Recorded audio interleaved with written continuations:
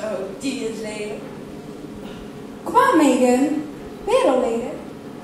Ja, het is Megan weer met de verslaving. Tinder. Tinder? Wat is dat nou weer? Kan je daar iets of zo? Tinder, dat is een soort van paardenkeuring voor mens. Ja, echt?